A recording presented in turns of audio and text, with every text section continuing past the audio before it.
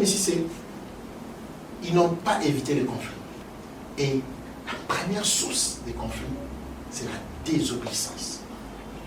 C'est la désobéissance à quoi? À la parole de Dieu. Lorsque vous désobéissez à la parole de Dieu, sachez que vous ouvrez la porte au serpent qui va entrer et détruire votre couple, détruire vos fiançailles, détruire votre projet de mariage, détruire votre mariage. Et aujourd'hui, beaucoup de couples sont détruits parce qu'à la base, si on remonte à la source, on comprend qu'il y a une désobéissance des Écritures. Amen. Merci. La désobéissance à la parole de Dieu occasionne les conflits dans les couples. Très important, fidèle peuple de Dieu, vous pouvez comprendre déjà que nous sommes vraiment ensemble avec l'homme de Dieu en train d'apporter des solutions, de réponses à vos multiples questions. Alors, la deuxième chose, le deuxième point que vous pouvez évoquer, donc je sois plus précis, pardon. Qu'est-ce qui est une deuxième cause?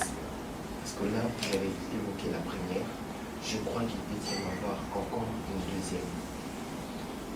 Je vais vous dire, la deuxième est dans la première. Lisons Genèse 3. Commencez à partir du verset 2.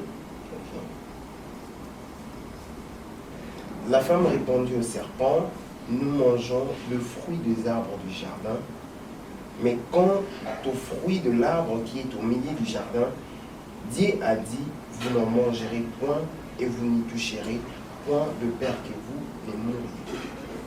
Troisième. Alors le serpent dit à la femme, vous ne mourrez point. Mais Dieu sait que le jour où vous en mangerez, vos yeux s'ouvriront et que vous serez comme des dieux, connaissant le bien et le mal. Je peux continuer? La femme vit que l'arbre était bon à manger et agréable à la vue, et qu'il était précieux pour ouvrir l'intelligence. Elle prit de son fruit et en mangea. Elle en donna aussi à son mari qui était auprès d'elle, et il mangea. Les yeux de l'un et de l'autre s'ouvrirent, ils connurent qu'ils étaient nus, et ayant cousu de feuilles de figuier, ils s'en firent une ceinture. Je vais remonter. Le troisième verset. Mais quant au fruit de l'arbre qui est au milieu du jardin, Dieu a dit, vous n'en mangerez point et vous n'y toucherez point, de peur que vous ne mouriez. Okay. Oui. Alors le serpent dit à la femme, vous ne mourrez point.